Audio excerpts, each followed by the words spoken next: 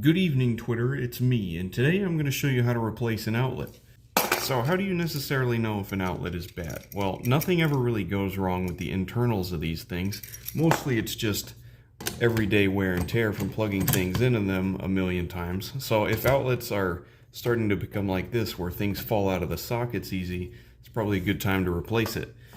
People also replace them if the colors don't match. As you can see here, this cover is white. This outlet is kind of a darker tan color. Nothing against different colored outlets. So if you're going to be offended by the fact that I'm putting a white outlet into this socket, go away.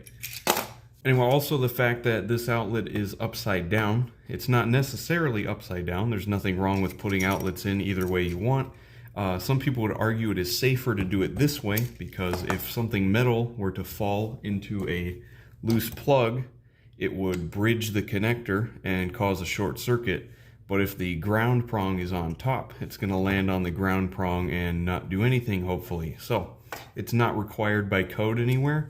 And unless the outlet specifically states on the back of it, top or bottom, you don't have to do it any specific way. You can do it however you want.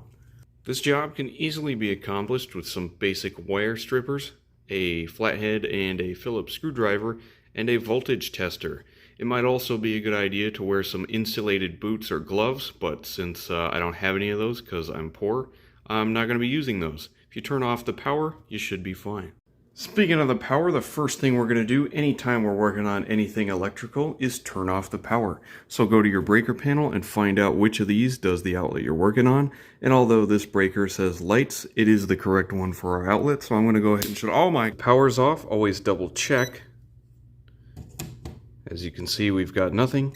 Here's what it would look like if you tested it and it was still live. Another easy trick you can do if you don't have a voltage tester is to simply plug in something basic like a nightlight or a lamp, and once the nightlight or lamp turns off, that's how you know you've lost power. So another important thing to do is check both outlets. Sometimes these can be wired on separate circuits, and we want to make extra sure that the entire box has no power before we go digging into this thing. So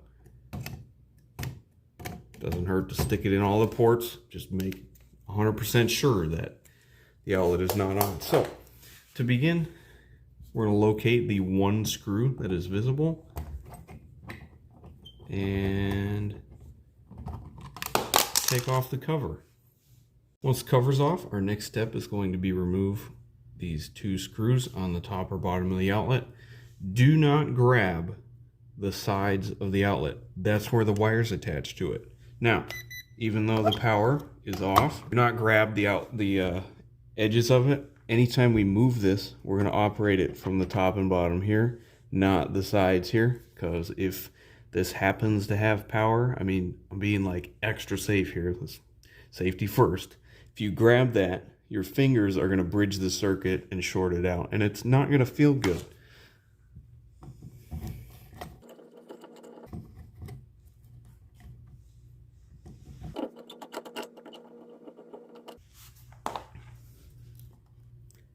So, once we've got it unscrewed, I'm just going to pull it straight out, and then we can investigate what we're working with here.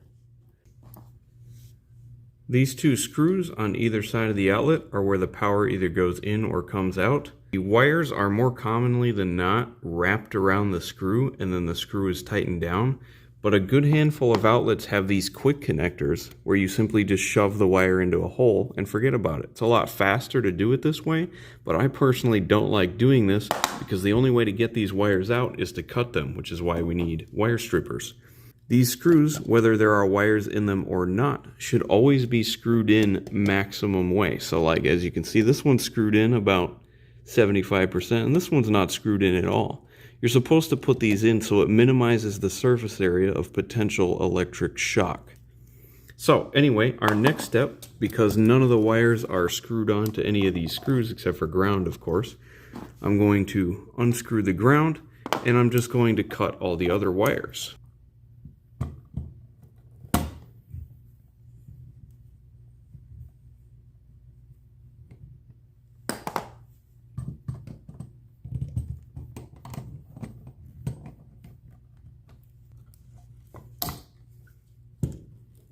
you can see one of the wires just happened to pull itself out, so that makes things easier for us. And now that I've cut all these wires, there's no bare copper surface left to conduct electricity through. So I'm going to use, I don't know what number it is, but just the right feel for about the size of the wire. I'm going to go probably about ½ an inch down the edge of it. Maybe if this camera would focus, it'd be a lot better.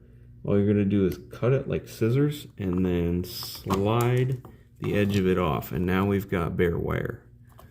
I'm going to repeat this process for all the wires that need it.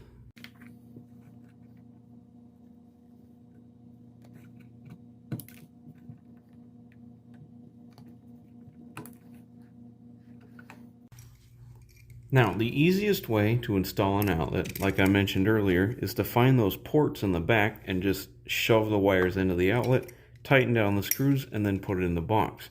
But this is a really basic cheap outlet that I bought from Walmart, and it actually doesn't have those convenient slide-in ports I was talking about. Now, there is one other thing I want to talk about too.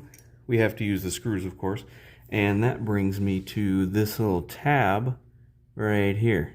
Come on, camera, focus. Let's go. Tab, if you break it, is how you separate the top and the bottom outlet, so you can use, say, the top one for a switch and the bottom one like always active. You might see this commonly in places like living rooms. In this case, we're going to leave these tabs, they're on both sides, we're going to leave them attached because this outlet has the next chain of them wired off of it. So that's why there's 2 hots and 2 neutrals. This hot is going to go through this outlet and continue through this tab that bridges this and go to the next one. So these screws, the reason there's 2 of them on either side, they serve multiple purposes. You can either chain outlets off of each other or you can wire them individually. Now this one is on a single circuit, so like I said, we're going to leave these tabs alone. And our next step is to grab the edge of the copper part of the wire that we just stripped off and twist it into kind of a hook shape as such. That hook is going to go around one of these screws like that.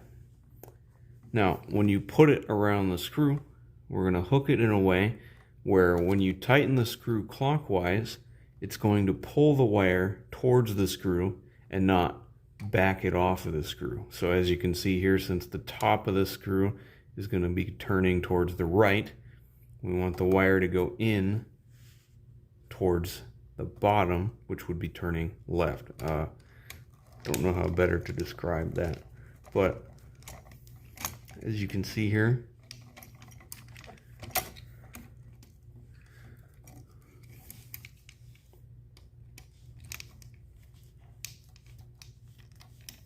I'm going to tighten the screw all the way until it's nice and firm, and it should be able to hold itself on there. So I'm going to repeat this process. I'm going to hook these wires, I'm going to latch them onto the screw and tighten them down. So the hot wires are going to go to the gold screws and the white neutral wires are going to go to the silver screws. This is a pretty universal kind of standard on a lot of outlets. The smaller side is the hot and the bigger side is the neutral. So as you can see, gold, hot, silver, neutral.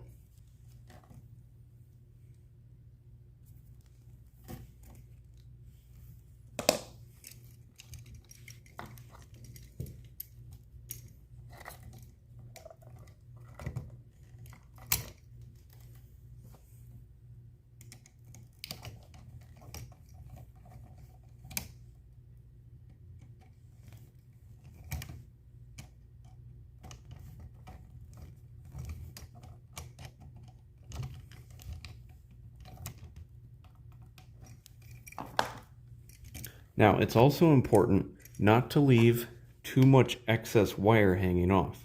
I only stripped the edges of these about 1/4 inch or so that the insulation would cover as much wire as possible all the way up to the screw. It's important to find this sort of balance so that you don't have so much insulation you're blocking the conductivity, and not enough where there's bare wire hanging out in places there shouldn't be. So as you can see here, this one is, I would say, perfectly done. This one I left maybe a little bit too much insulation on, but it's fine.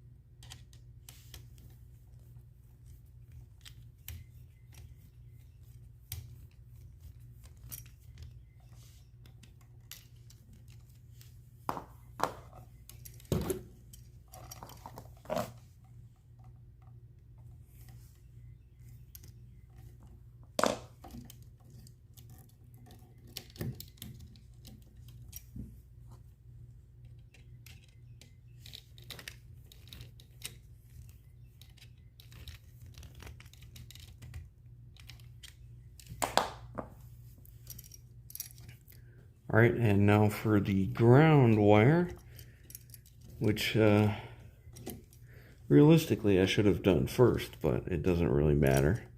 Now, you probably can't really tell on camera, but the edge of this ground wire is actually pretty corroded.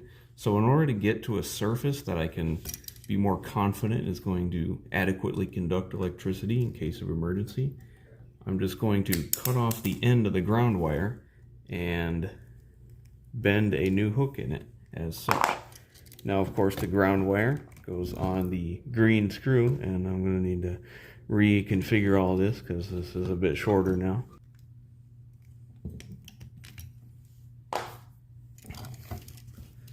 Alright, now all our wires are attached. I'm just going to go around, give every one of them a good tug, make sure they're all on there tight. Next, I'm going to kind of neatly consolidate these wires. I'm going to push the outlet back into its spot.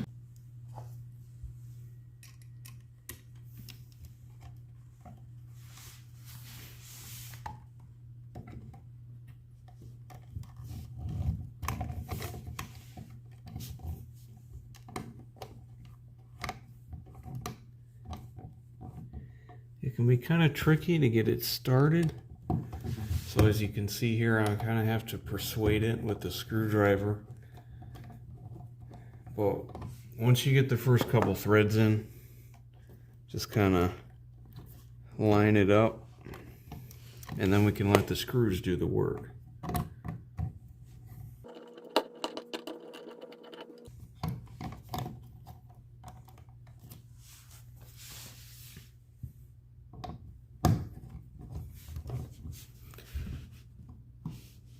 So as I'm tightening it, I'm going to try to keep it centered. These screw holes are actually like oval, so the outlet can like pivot. It's supposed to do that. That's in case there might be like a hole in the drywall or something that you might want to move the cover over to the side to cover it up.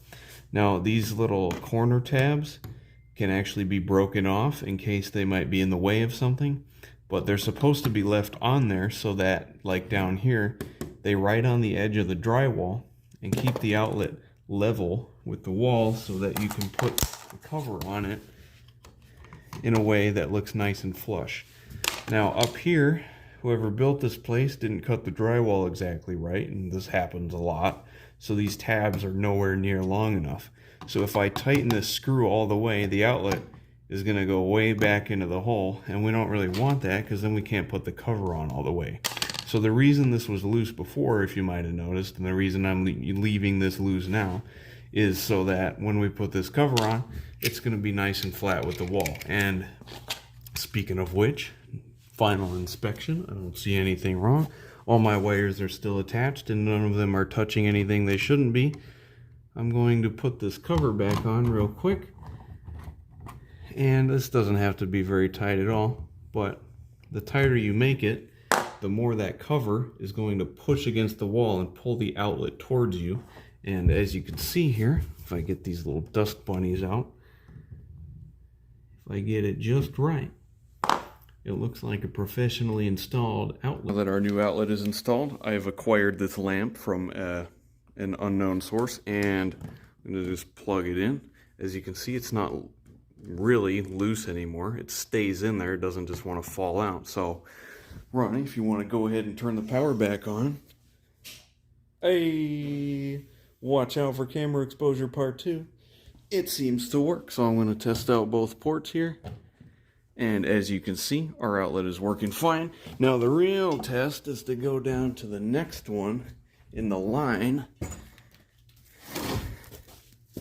and make sure that works too. And it does. So, thank you all for watching. Thanks for helping out, Ronnie. Definitely put in a lot of work there. Yeah. That is how you replace an outlet. If you have any questions, let me know. I might not be able to help. I'm not a professional, but we'll see. As for what to do with your old outlet, these don't need to be recycled in any sort of special way. You can keep it as a souvenir for your first electrical project, or you can just throw it away.